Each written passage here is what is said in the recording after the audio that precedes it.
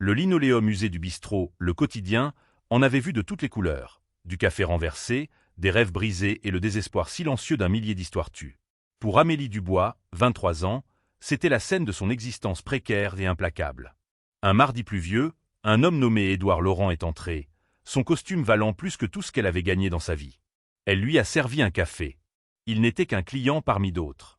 Mais lorsqu'elle a surpris une conversation feutrée et venimeuse provenant d'une banquette voisine, un complot visant à dépouiller le milliardaire, elle s'est retrouvée face à un choix. Rester silencieuse et en sécurité, ou tout risquer pour un inconnu. Elle ne se doutait pas que ce simple acte de courage allait dévoiler une réalité plus complexe et bouleversante que n'importe quel scénario de film, changeant son monde à jamais. La cloche au-dessus de la porte du quotidien a tinté, annonçant un autre client cherchant refuge contre la bruine incessante qui s'abattait sur Paris depuis 3 jours. C'était un son qui apportait habituellement une lueur d'espoir à Amélie. Une autre table, un autre pourboire, un autre petit pas pour s'éloigner du précipice financier au bord duquel elle vacillait perpétuellement. Mais aujourd'hui, un épuisement rongeur s'était installé au plus profond de ses os, une lassitude qu'aucune quantité de caféine ne semblait pouvoir percer. À 23 ans, Amélie se sentait plus proche de 40. La vie n'avait pas seulement été dure. Elle avait été une série implacable de coups bas.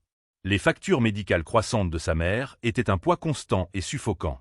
Les chiffres sur les avis de retard se fondaient en un seul monolithe terrifiant de dettes. Ses propres rêves de devenir graphiste étaient enfermés dans un portfolio poussiéreux sous son lit, un rappel douloureux d'une vie qu'elle n'avait pas les moyens de vivre. Au lieu de cela, ses journées étaient un enchaînement de cafés tièdes, de tables collantes et du sourire mielleux forcé qu'elle avait perfectionné pour chaque client, quelle que soit son humeur. Son uniforme, une robe rose délavée avec un petit tablier blanc, lui semblait être une seconde peau, une peau qu'elle aspirait à perdre. Le bistrot lui-même était une relique d'une époque révolue, avec ses banquettes en vinyle rouge craquelé, une enseigne au néon qui clignotait plus qu'elle ne brillait, et l'odeur persistante de graisse et de café rassis qui s'accrochait à tout. C'était un lieu pour les oubliés, les pressés et les solitaires. Aujourd'hui, la solitude semblait être le plat du jour. Quelques silhouettes solitaires parsemaient les banquettes. Un routier sirotant une tasse de café noir, un étudiant avec des écouteurs, perdu dans un manuel, et une femme en tailleur tapant furieusement sur son ordinateur portable. Amélie se déplaçait entre eux avec une grâce exercée, presque robotique, son esprit un tourbillon de calculs. Combien il lui fallait pour le renouvellement de l'ordonnance de sa mère, si elle pouvait se permettre de réparer le bruit de cliquetis de sa vieille Renault Clio, si le propriétaire, M. Martin, accepterait à nouveau un paiement partiel du loyer. C'est au milieu de ce balai mental d'anxiété que la cloche a de nouveau tinté. L'homme qui est entré était différent. Il n'avait pas sa place au quotidien. Il était grand, impeccablement vêtu d'un costume en flanelle grise sur mesure, qui coûtait probablement plus que le revenu mensuel du bistrot.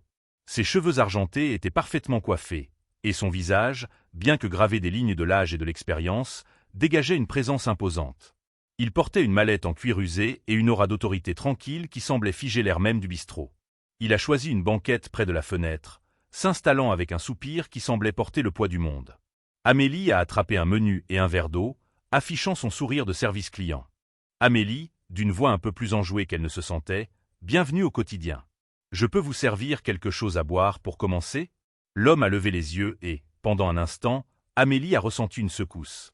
Ses yeux, d'un bleu étonnamment clair, semblaient voir à travers sa façade soigneusement construite. Ils contenaient une profonde sagesse mélancolique, un soupçon d'un passé rempli à la fois de triomphe et de regret. « Édouard, d'une voix grave et résonnante, juste un café noir, s'il vous plaît. » Il a jeté un coup d'œil au menu. Un léger sourire, presque imperceptible, a effleuré ses lèvres. « Édouard, et une part de votre tarte tatin. Si elle est à moitié aussi bonne que l'odeur qui règne ici, je vais me régaler. » Amélie a hoché la tête, griffonnant sur son carnet. Amélie, la meilleure de Paris. La réplique familière a roulé sur sa langue avec une aisance pratiquée. Amélie, je vous apporte votre café tout de suite. En se détournant, elle ne pouvait se défaire du sentiment d'avoir été vue. Vraiment vue, pour la première fois depuis longtemps. C'était une sensation troublante, qui l'intriguait et la déconcertait à la fois. Elle est revenue avec une tasse de café fumante et une généreuse part de tarte. L'homme, dont elle connaissait maintenant le nom gravé sur sa mallette, Édouard Laurent, la remerciait avec une chaleur sincère qui contrastait vivement avec la nature transactionnelle de la plupart de ses interactions. Alors que l'après-midi s'écoulait, le bistrot est resté calme. Monsieur Laurent sirotait son café, regardant la rue striée de pluie, perdu dans ses pensées. Amélie a surpris ses yeux se poser sur lui plus d'une fois. Il y avait une histoire là. Elle le savait, Une histoire bien plus complexe que le simple récit d'un homme riche s'arrêtant pour une part de tarte.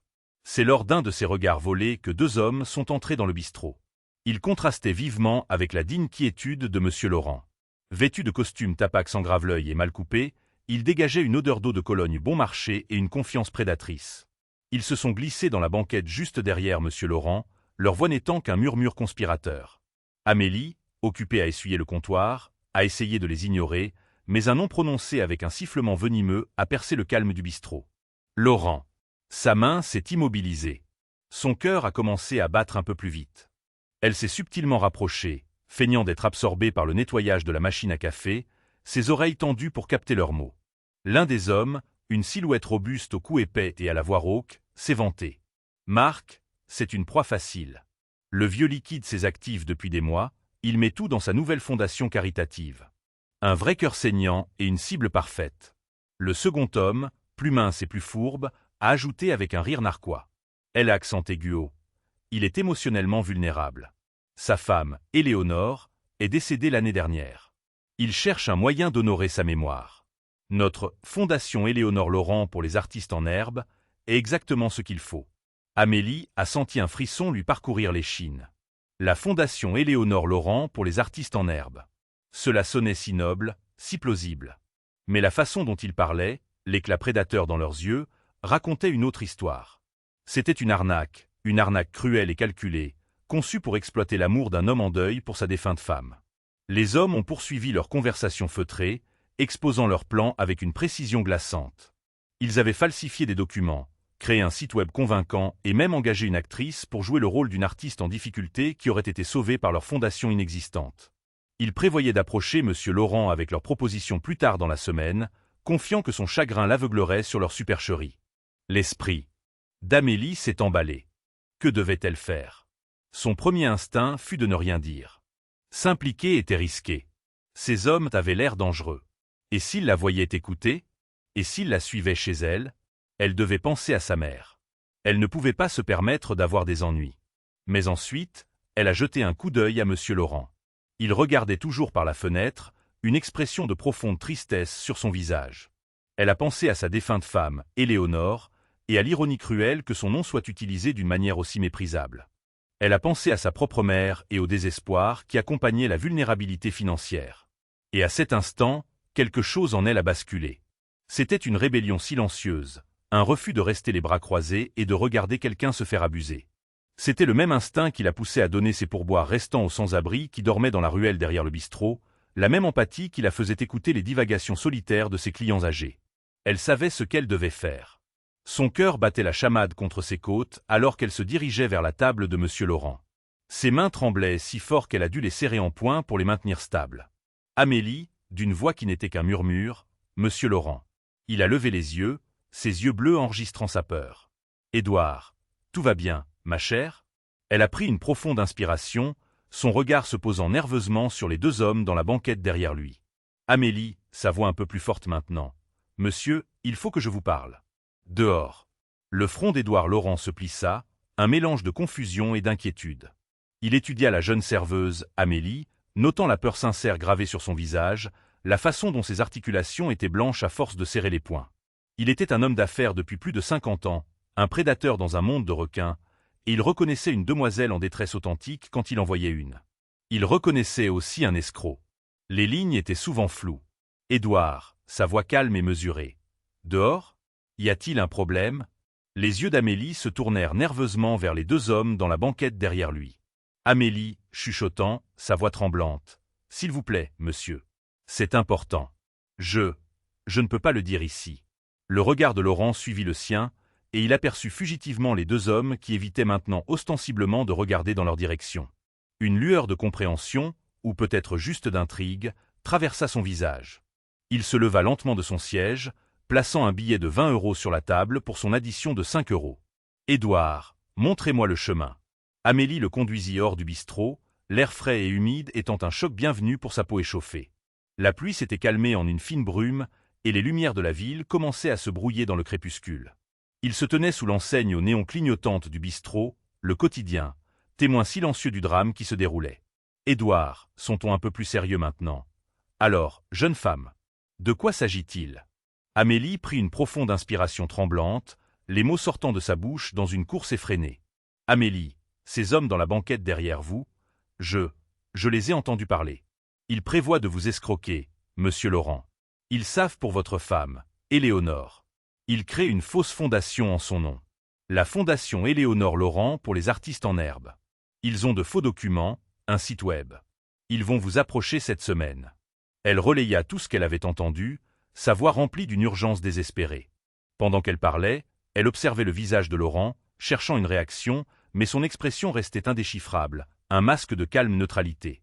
Quand elle eut terminé, un lourd silence plana dans l'air entre eux, rompu seulement par le hurlement lointain d'une sirène. Laurent resta silencieux un long moment, son regard fixé sur la rue détrempée par la pluie. Le cœur d'Amélie se serra. Avait-elle fait une erreur? Pensait-il qu'elle était folle? Ou pire, qu'elle faisait partie de l'arnaque elle-même? Finalement, il se tourna vers elle, ses yeux bleus la perçant d'une intensité qui la fit se tortiller. « Édouard », sa voix douce, presque un murmure. « Et pourquoi me dites-vous cela ?» La question la prit au dépourvu. Amélie, balbutiant. « Comment ça? Ils essaient de vous tromper, d'utiliser la mémoire de votre femme pour vous voler. » Édouard, son regard inflexible. « Je comprends cela. Mais pourquoi cela vous importe-t-il? Ce ne sont pas vos affaires.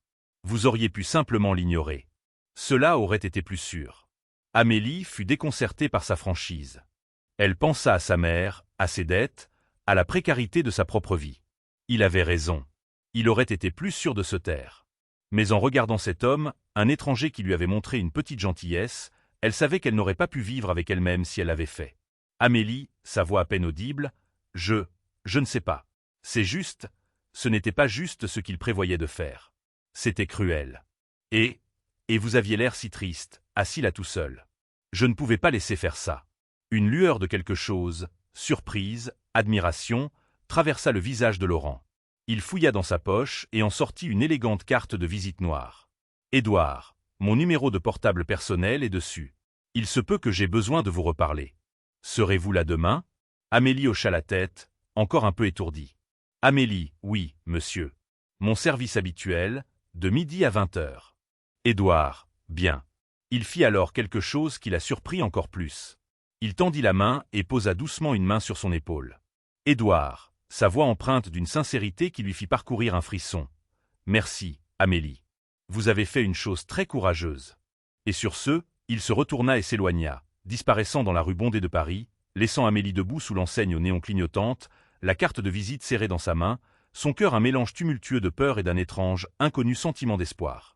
Le reste de son service se passa dans un brouillard. Les deux hommes quittèrent le bistrot peu après monsieur Laurent, lui lançant un regard soupçonneux en sortant. Amélie fit de son mieux pour paraître nonchalante, mais ses mains ne cessaient de trembler. L'avait-il vu lui parler? Savait-il qu'elle avait exposé leur plan? Cette nuit-là, le sommeil ne lui offrit aucun répit. Ses rêves étaient un montage chaotique du visage inquiet de sa mère, de la voix en colère de monsieur Martin réclamant le loyer, et des deux hommes du bistrot, leurs visages tordus en ricanements menaçants. Elle se réveilla en sueur froide, les premiers rayons de l'aube peignant son petit appartement d'une lumière pâle et fantomatique. En marchant vers le bistrot ce matin-là, chaque ombre semblait abriter une menace, chaque voiture qui passait, un danger potentiel. Elle s'attendait à moitié à ce que les deux hommes surgissent d'une ruelle sombre pour la confronter, pour lui faire du mal, mais les rues étaient vides, à l'exception des habituels navetteurs du matin. Le bistrot était un spectacle bienvenu, sinon entièrement réconfortant. L'odeur familière du café et du bacon, les plaisanteries amicales de son collègue, un cuisinier bourru mais au cœur tendre nommé Serge, aidèrent à apaiser ses nerfs à vif. Serge, lui glissant une assiette d'œufs brouillés sur le comptoir, « On dirait que t'as vu un fantôme. Tout va bien, gamine ?» Amélie força un sourire. Amélie, picorant ses œufs, juste une mauvaise nuit. Elle voulait se confier à Serge, tout lui raconter, mais elle ne pouvait pas risquer de le mettre en danger lui. Aussi, c'était son fardeau à porter seul. La journée s'éternisa, chaque tintement de la cloche au-dessus de la porte lui envoyant une décharge d'anxiété. Chaque fois qu'un client entrait, elle se préparait, s'attendant à moitié à voir les deux hommes de la veille. Mais ils ne vinrent jamais. Alors que le rush de l'après-midi commençait à se calmer, une élégante limousine noire s'arrêta devant le bistrot. Sa présence était si déplacée dans leur humble quartier qu'elle attira les regards de tout le monde à l'intérieur. La porte arrière s'ouvrit et un homme en costume impeccable en sortit. Ce n'était pas monsieur Laurent. C'était son chauffeur. Il entra dans le bistrot, ses yeux balayant la pièce jusqu'à ce qu'il se pose sur Amélie. Il s'approcha d'elle, un petit sourire poli sur son visage. « Chauffeur, mademoiselle Amélie Dubois ?» Amélie hocha la tête, son cœur battant à tout rompre. « Chauffeur, monsieur Laurent aimerait vous voir. Il vous attend dans la voiture. » Une vague de nausée submergea Amélie. Ça y est, quelque chose avait mal tourné. Peut-être que monsieur Laurent avait confronté les hommes et qu'il s'en prenait maintenant à elle. Ou peut-être qu'il avait décidé qu'elle faisait partie de l'arnaque après tout et qu'il la faisait arrêter. Son esprit, un terrain fertile pour les pires scénarios, a conjuré une douzaine de possibilités terrifiantes. Amélie, balbutiant, sa voix à peine un murmure. « Est-ce que tout va bien ?» Le sourire poli du chauffeur ne vacilla pas. « Chauffeur, tout est parfaitement en ordre, mademoiselle. Monsieur Laurent souhaite simplement vous exprimer sa gratitude en personne. » Gratitude. Le mot flottait dans l'air, en contraste frappant avec la peur qui l'étreignait. Serge, qui avait observé l'échange avec un mélange de curiosité et d'inquiétude, lui fit un signe de tête rassurant. « Serge, vas-y, gamine. Je te couvre. » Avec une profonde inspiration tremblante, Amélie dénoua son tablier et suivit le chauffeur hors du bistrot. La limousine était encore plus opulente de près, son extérieur noir poli reflétant le ciel gris de Paris. Le chauffeur lui tint la porte, et elle se glissa dans l'intérieur en cuir moelleux, se sentant complètement déplacée dans son uniforme rose délavé. Monsieur Laurent était assis en face d'elle, regardant par la fenêtre. Il se tourna lorsqu'elle entra, un sourire chaleureux ornant ses lèvres. « Édouard », sa voix un grondement réconfortant. « Amélie. Merci d'être venue. » Amélie, sa voix tremblant encore légèrement. « Monsieur Laurent, j'étais si inquiète. » Il gloussa doucement. « Édouard, vous n'avez rien à craindre, ma chère. En fait, vous avez de quoi être très fière. » Il attrapa sa mallette en cuir, qui reposait sur le siège à côté de lui. Il l'ouvrit et en sortit une épaisse enveloppe blanche. « Édouard, je crois que ceci vous appartient. » Il la lui tendit. Amélie prit l'enveloppe, ses doigts traçant l'élégant logo en relief d'une prestigieuse banque privée. Elle semblait lourde, substantielle. Avec des mains tremblantes, elle l'ouvrit. À l'intérieur se trouvait un chèque. Le montant qui y était inscrit lui coupa le souffle. Sa vision se brouilla, et pendant un instant, elle crut qu'elle allait s'évanouir. Le nombre avait 6 chiffres. C'était plus d'argent qu'elle n'en avait jamais vu de sa vie, plus qu'elle n'aurait jamais pu rêver d'en gagner. Amélie, balbutiant, sa voix étranglée par l'émotion. « Je ne peux pas accepter ça. C'est trop. Édouard, gentiment. Absolument pas. C'est un petit prix à payer pour ce que vous avez fait pour moi. » Amélie, protestant, les larmes montant à ses yeux. « Mais je n'ai rien fait. Je vous ai juste dit ce que j'avais entendu. » Édouard, sa voix devenant sérieuse. « Vous avez fait plus que cela, Amélie. Vous avez pris un risque. Vous vous êtes mise en danger potentiel pour aider un étranger. Dans mon monde, ce genre d'intégrité est une denrée rare et précieuse. Elle vaut bien plus que ce qui est écrit sur ce chèque. » Il se pencha en avant, ses yeux bleus plongeant dans les siens. « Édouard, je veux vous raconter une histoire, Amélie. Les hommes que vous avez entendus dans le bistrot. Ils ne prévoyaient pas seulement de m'escroquer. Ils étaient un test. » Amélie le dévisagea, complètement déconcertée. « Amélie, un test ?» Il hocha la tête. « Édouard, depuis quelques mois, je cherche quelqu'un pour diriger ma nouvelle fondation caritative. Pas la fausse que ces hommes colportaient, mais la vraie fondation Éléonore Laurent.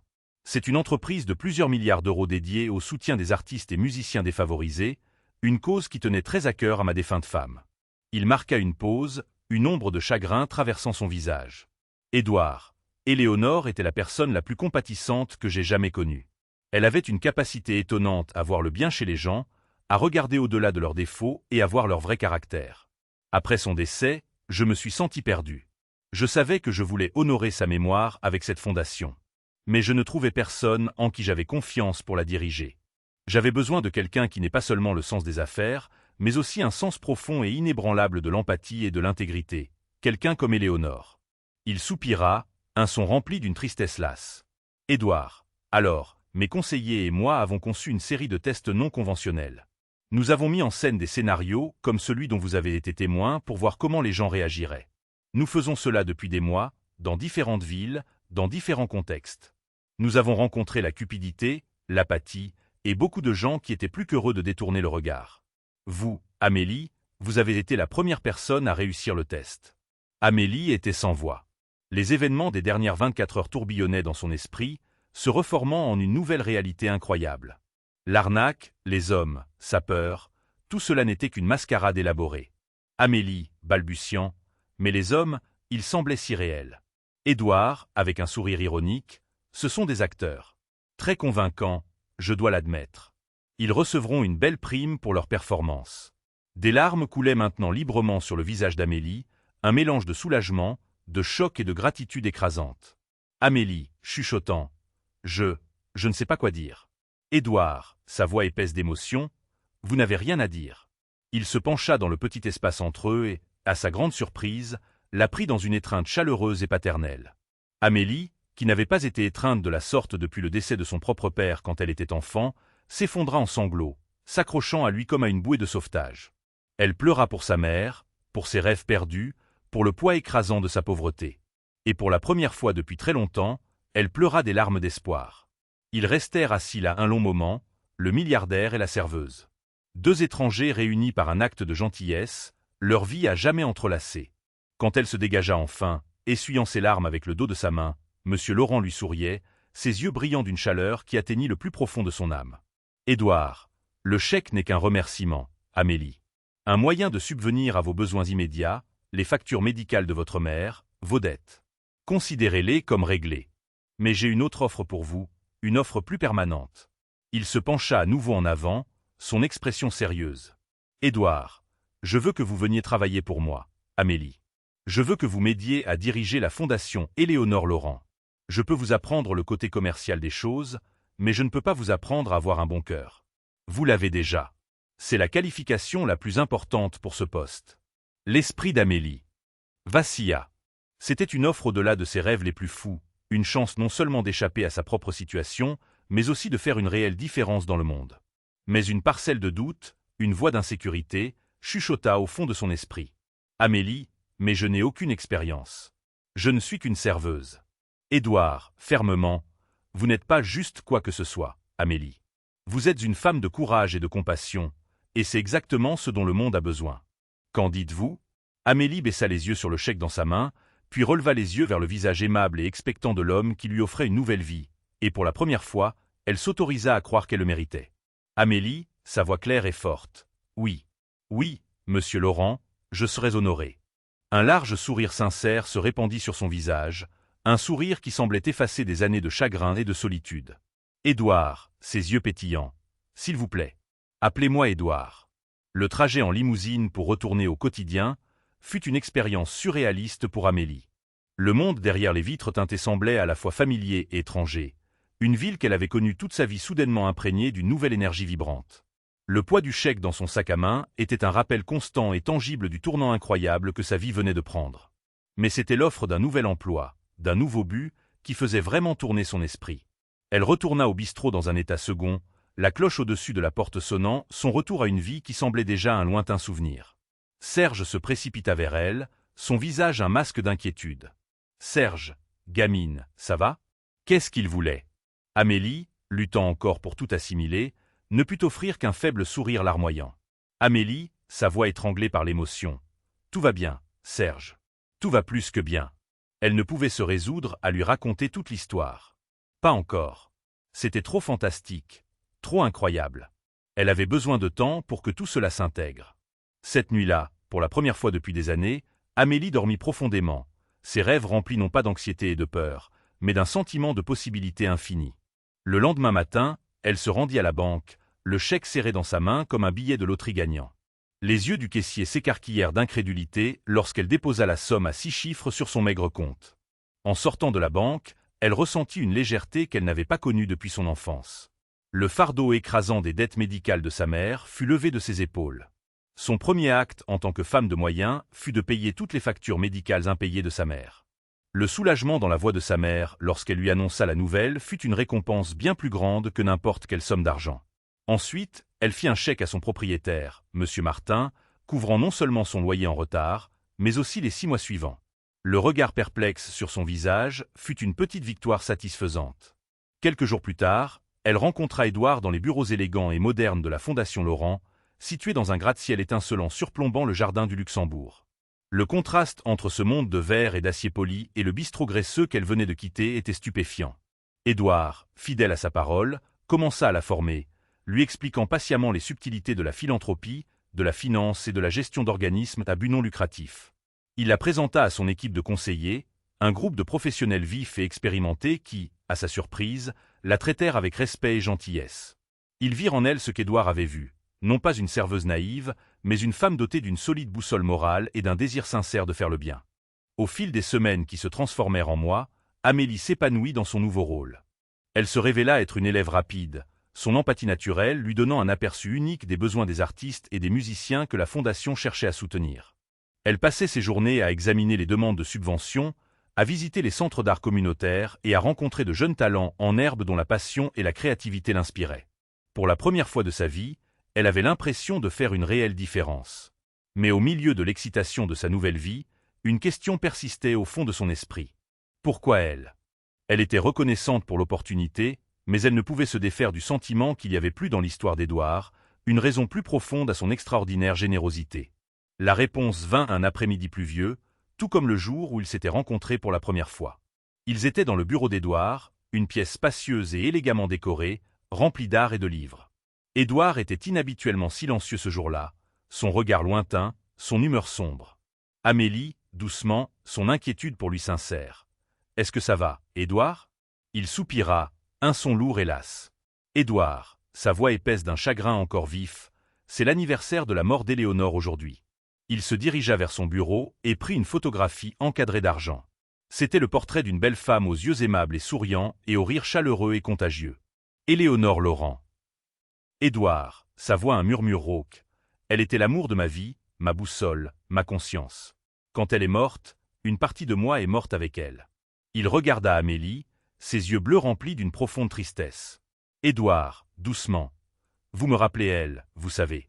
Pas seulement par votre compassion, mais par votre esprit, votre résilience, la façon dont vous voyez le bien chez les gens. Il marqua une pause, prenant une profonde inspiration. Édouard, mais il y a autre chose, Amélie. Quelque chose que je ne vous ai pas dit. Il lui fit signe de s'asseoir, puis commença à lui raconter une histoire. Une histoire qui allait dénouer les derniers fils de son ancienne vie et révéler un lien entre eux plus profond et plus choquant qu'elle n'aurait jamais pu l'imaginer. Édouard, sa voix basse et hésitante. Il y a de nombreuses années, avant que je ne fasse fortune, j'étais moi-même un jeune artiste fauché. Je vivais dans un petit appartement délabré à Belleville, joignant à peine les deux bouts. J'avais une femme magnifique et pleine de vie nommée Sophie, et une petite fille. Nous étions pauvres, mais nous étions heureux. Amélie écoutait, son cœur battant dans sa poitrine, un sentiment de prémonition l'envahissant. Édouard, continuant, sa voix se brisant d'émotion. Un jour, j'ai eu la chance d'aller à Paris pour un prestigieux concours d'art. C'était l'opportunité d'une vie, une chance de me faire enfin un nom. Mais nous n'avions pas les moyens de payer le billet d'avion. J'étais dévasté. Il détourna le regard, ses yeux remplis d'une honte encore palpable après toutes ces années. Édouard, j'ai fait quelque chose dont je ne suis pas fier, Amélie. J'ai emprunté de l'argent à un usurier, un homme dangereux nommé Ricardo Vargas. J'ai promis de le rembourser dès que j'aurai vendu mes tableaux à Paris, mais je n'ai pas gagné le concours. Je suis revenu sans rien. Vargas est venu chercher son argent. Je ne pouvais pas le payer. Il a menacé ma famille. J'étais terrifié. Dans un moment de faiblesse, de lâcheté, j'ai fui. J'ai fait un sac au milieu de la nuit et je suis parti. Je les ai abandonnés, Amélie. J'ai abandonné ma femme et mon enfant. Des larmes coulaient maintenant sur son visage. Édouard, j'ai toujours eu l'intention de revenir. Je me disais que je ferais fortune, puis que je les retrouverais. Que je me rattraperais. Mais le temps que j'en ai les moyens, elles étaient parties. Sophie avait pris notre fille et avait disparu. J'ai engagé des détectives privés, dépensé des millions pour essayer de les retrouver, mais c'était comme si elles s'étaient volatilisées. Il regarda Amélie, ses yeux implorant sa compréhension. Édouard, le nom de ma femme, son nom de jeune fille, était Dubois. Sophie Dubois. Le monde d'Amélie bascula sur son axe. Dubois, le nom de jeune fille de sa mère. Les pièces du puzzle, les fragments de sa propre enfance à moitié remémorés, commencèrent à s'emboîter. Sa mère, qui avait toujours été si secrète sur son passé, qui lui avait toujours dit que son père était mort dans un accident. La photographie délavée qu'elle gardait dans une boîte fermée à clé, le portrait d'un jeune homme séduisant aux yeux tristes et hantés. Amélie, chuchotant, sa voix tremblante. Le nom de ma mère est Sophie. Sophie Dubois. Édouard la dévisagea, son visage un mélange de choc, d'incrédulité et d'un espoir naissant et incroyable. Il fouilla dans son portefeuille et en sortit une petite photographie jaunie, le portrait d'une jeune femme avec un bébé dans les bras. La femme était une version plus jeune de sa mère. Et le bébé, c'était elle. À cet instant, la vérité, dans toute sa complexité dévastatrice et magnifique, se mit en place. Édouard Laurent, le milliardaire, le philanthrope, son mentor, était son père, l'homme qu'elle croyait mort, l'homme que sa mère avait fui toutes ces années auparavant. L'étreinte qui suivit n'était pas une étreinte de gratitude ou de mentorat. C'était une étreinte de retrouvailles, de pardon, d'un amour qui avait été perdu et retrouvé. Ils s'accrochèrent l'un à l'autre, un père et une fille séparés par le temps et la tragédie, leurs larmes se mêlant, lavant la douleur du passé. La révélation qu'Édouard Laurent était son père provoqua une onde de choc sismique dans la vie d'Amélie, réarrangeant les fondations mêmes de son identité. Les retrouvailles larmoyantes initiales firent place à une période d'ajustement tranquille, une danse délicate pour apprendre à connaître l'homme qui était à la fois un étranger et la pièce manquante du puzzle de sa vie. Édouard, de son côté, était submergé par un mélange de joie et de profonds regrets. Il avait passé des décennies hanté par le fantôme de son passé, par la famille qu'il avait abandonnée. Retrouver sa fille et découvrir qu'elle était la femme même dont l'intégrité l'avait tant impressionné, lui semblait un miracle, une seconde chance qu'il n'avait jamais cru mériter. Il organisa une rencontre avec Sophie. Ce fut une réunion tendue, chargée d'émotions, qui se tint en terrain neutre, dans le petit appartement d'Amélie. Sophie, qui avait passé des années à se construire une nouvelle vie pour elle et sa fille, une vie exempte de la peur et de l'incertitude de son passé, était initialement sur la défensive, ses yeux remplis de la douleur d'une trahison longtemps portée. Édouard, la voix épaisse de remords, mit son âme à nu, confessant sa lâcheté, sa honte et son amour infini pour elle. Il lui parla de ses années de recherche, des innombrables impasses, du vide rongeur qu'il avait suivi, même alors qu'il amassait sa fortune. Lentement, avec hésitation, les murs autour du cœur de Sophie commencèrent à s'effriter. Elle vit dans ses yeux non pas le jeune homme imprudent qui s'était enfui, mais un homme qui avait été brisé par ses propres choix, un homme qui avait payé un lourd tribut pour ses erreurs. Le pardon ne vint pas facilement, mais dans l'amour partagé pour leur fille, ils trouvèrent un terrain d'entente, un point de départ pour guérir les blessures du passé. Alors qu'Amélie et Édouard commençaient à construire leur nouvelle relation, un nouveau conflit imprévu émergea. La nouvelle de leur lien et du nouveau rôle d'Amélie à la fondation ne passa pas inaperçue. Le monde de la philanthropie à enjeux élevés était un monde compétitif, souvent impitoyable, et certains voyaient l'ascension soudaine d'Amélie avec suspicion et envie. Le plus virulent de ces critiques était un homme nommé Julien Moreau, un membre de longue date du conseil d'administration d'une fondation rivale et un homme qui avait été autrefois un ami proche et un associé d'Édouard. Moreau, un homme dont l'ambition n'avait d'égal que son absence de scrupules, avait toujours été jaloux du succès d'Édouard, et il voyait en Amélie une cible facile, un moyen de discréditer son vieil rival. Il commença à empoisonner subtilement le puits, répandant des rumeurs et des insinuations dans les cercles sociaux de l'élite de la ville. Il dépeignit Amélie comme une opportuniste, une croqueuse de diamants qui avait concocté une histoire élaborée pour s'insinuer dans la vie et la fortune d'Édouard. Il remit en question ses qualifications, son passé, son intégrité même. Les chuchotements s'intensifièrent, alimentés par l'appétit insatiable de la ville pour les ragots et les scandales. Les journaux à sensation commencèrent à publier des articles au titre racoleur. Une serveuse prétend qu'un milliardaire est son père perdu de vue, l'arnaque de Cendrillon, l'héritière de Laurent est-elle une fraude? Amélie, qui commençait à peine à ressentir un sentiment d'appartenance dans son nouveau monde, fut dévastée. Les accusations étaient un écho cruel de ses anciennes insécurités, un rappel de la vie de pauvreté et de lutte à laquelle elle venait d'échapper. Elle essaya d'ignorer les rumeurs, de se concentrer sur son travail, mais la surveillance constante, les murmures et les regards commencèrent à faire des ravages. Le conflit atteignit son paroxysme lors du gala de collecte de fonds annuel de la Fondation, un événement somptueux auquel assistaient les personnalités les plus puissantes et les plus influentes de la ville.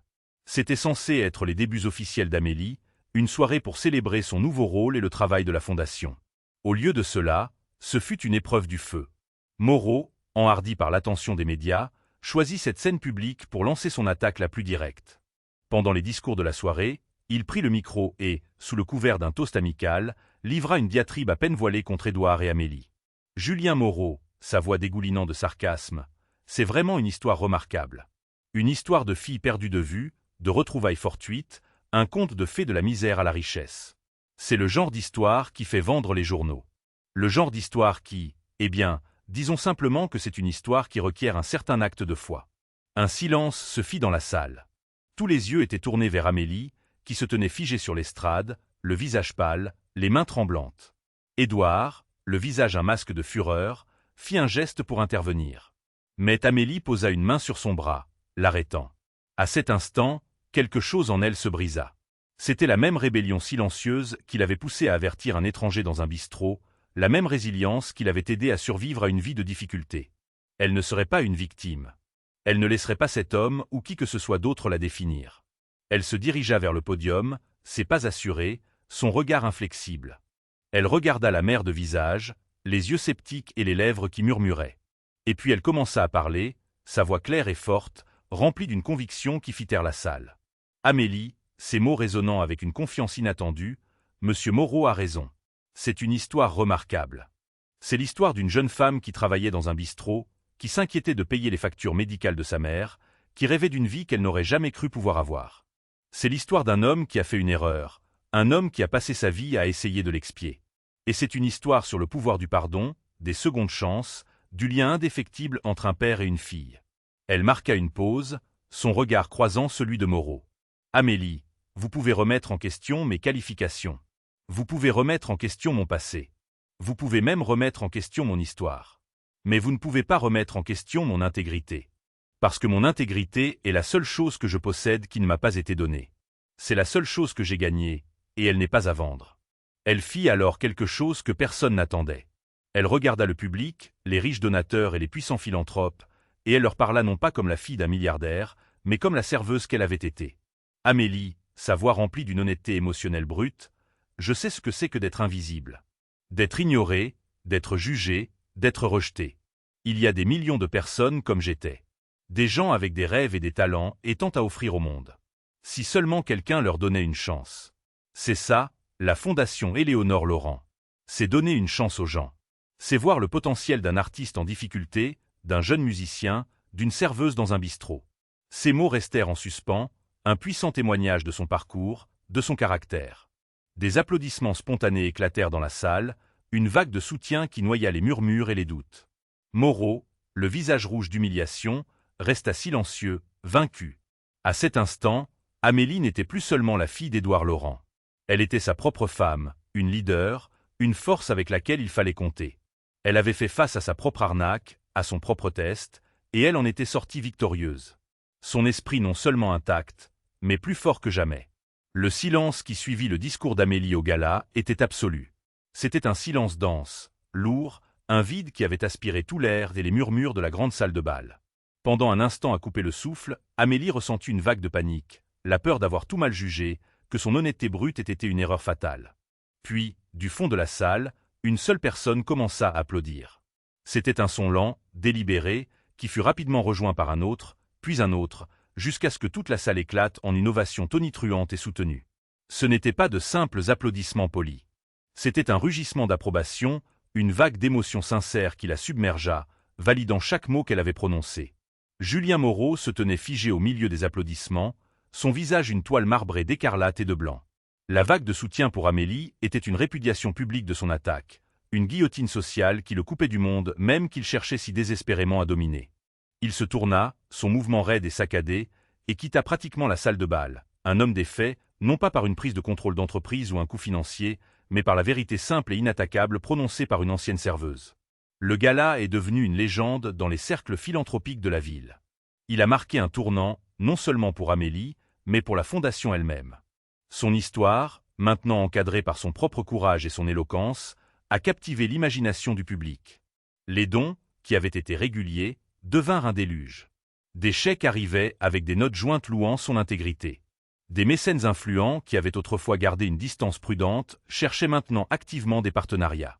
Amélie, qui avait si récemment fait l'objet de commérages, était maintenant saluée comme une nouvelle voix authentique dans un monde souvent critiqué pour son détachement.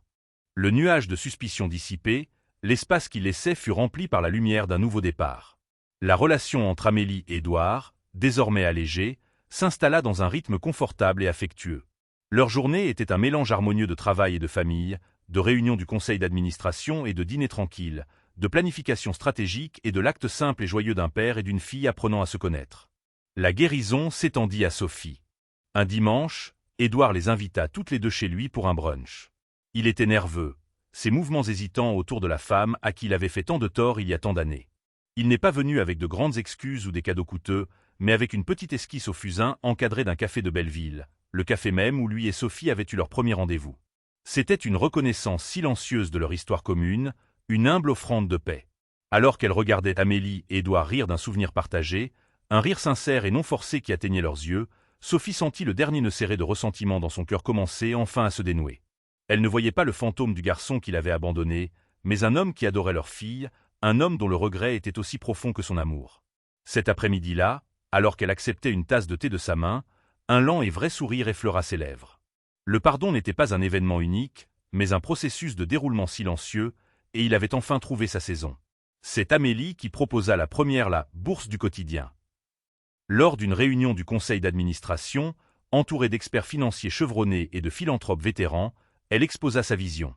Amélie, sa voix ferme et sûre, nous finançons beaucoup de talents incroyables. Mais nous nous intéressons souvent à des personnes qui ont déjà pris pied, qui ont un portfolio, qui savent comment naviguer dans ce monde. Je veux trouver ceux qui ne le savent pas. Ceux qui dessinent sur des serviettes en papier pendant leur pause déjeuner. Qui écrivent des chansons dans le métro. Qui ont le talent mais pas une seule connexion. Ceux qui sont invisibles. Le programme fut approuvé à l'unanimité. Amélie s'y consacra corps et âme, examinant personnellement les candidatures et rencontrant les finalistes. Lors d'un entretien, elle s'assit en face d'un jeune homme nommé Léo, un peintre brillant qui cumulait 2 emplois de concierge pour subvenir aux besoins de sa famille. Il était nerveux, ses mains tachées de peinture et de saleté, son portfolio rempli de toiles a coupé le souffle créé dans un coin exigu de son appartement en sous-sol. Amélie vit son propre passé dans ses yeux anxieux. Le même désespoir, le même rêve brûlant, presque sans espoir. Amélie, doucement, mettant de côté la demande formelle, « Léo, votre travail est extraordinaire. Mais dites-moi, que signifierait vraiment cette bourse pour vous ?» Il baissa les yeux sur ses mains. Et le accent aigu haut, chuchotant. « Cela signifierait que je pourrais quitter l'un de mes emplois. Cela signifierait que je pourrais acheter un vrai lit à ma fille. Cela signifierait que je pourrais croire en ça. » Il fit un geste vers son portfolio. « Juste pour un petit moment. Amélie, sa voix épaisse d'émotion, nous y croyons. Et nous croyons en vous. » Un an jour pour jour après leur retrouvaille, la limousine d'Édouard s'arrêta devant le quotidien. L'enseigne au néon bourdonnait toujours, l'odeur de café et de bacon flottait toujours dans l'air. Quand Amélie entra, elle eut l'impression de visiter une vie antérieure. Serge essuyait le comptoir. Il leva les yeux et un large sourire fendit son visage. Serge, tonnant en contournant le comptoir pour la prendre dans une étreinte paternelle féroce. « Eh bien, regardez ce que le vent nous amène. J'ai entendu dire que t'es une vraie ponte maintenant, gamine. N'oublie pas les petites gens. » Amélie, riant, son cœur gonflé d'affection. « Jamais, Serge. Je suis toujours juste Amélie. » Ils s'assirent à la même banquette près de la fenêtre. Le vinyle était toujours craquelé. Le dessus de la table portait encore les faibles auréoles collantes d'un millier de tasses de café. Dehors, les feuilles d'automne tourbillonnaient dans l'air vif. C'était un monde à part de la pluie maussade de ce premier jour. Amélie regarda autour d'elle dans le bistrot, le routier fatigué, l'étudiant avec des écouteurs, la serveuse pressée qui était une version plus jeune d'elle-même. Un profond sentiment de gratitude l'envahit. Cet endroit n'était pas un souvenir de difficulté, mais le creuset qu'il avait forgé. Amélie, doucement, se tournant vers Édouard, « Je dois tout à cet endroit. Je te le dois à toi. » Édouard tendit la main sur la table, sa main couvrant la sienne. Son contact était chaud et ferme, une encre dans les courants tourbillonnants de sa vie. « Édouard, sa voix profonde d'une émotion qui transcendait la gratitude. C'est moi qui te suis redevable, Amélie. Tu ne m'as pas seulement sauvé d'une arnaque. Tu m'as sauvé d'une vie de regrets solitaires. Tu m'as rendu mon passé, et tu m'as donné un avenir que je n'aurais jamais cru mériter. » Il regarda par la fenêtre, un sourire doux et réfléchi sur son visage. « Édouard, sa voix presque un murmure, Éléonore t'aurait adoré. Elle a toujours cru que le plus grand art, la plus grande beauté, venait des endroits les plus inattendus. Que la compassion est la monnaie la plus précieuse sur terre. Elle avait raison. » Ils restèrent assis dans le bourdonnement tranquille du bistrot, un père et une fille, un milliardaire et une ancienne serveuse. Leur histoire, un témoignage silencieux de la nature incroyable et imprévisible de la vie. C'était un drame rempli de rebondissements, mais son acte final était un acte de paix. C'était une histoire d'espoir, de rédemption, et du pouvoir durable et transformateur d'un seul acte désintéressé de gentillesse dans un bistrot modeste un après-midi pluvieux. Ainsi, un simple acte d'avertissement dans un humble bistrot n'a pas seulement sauvé un milliardaire d'une arnaque.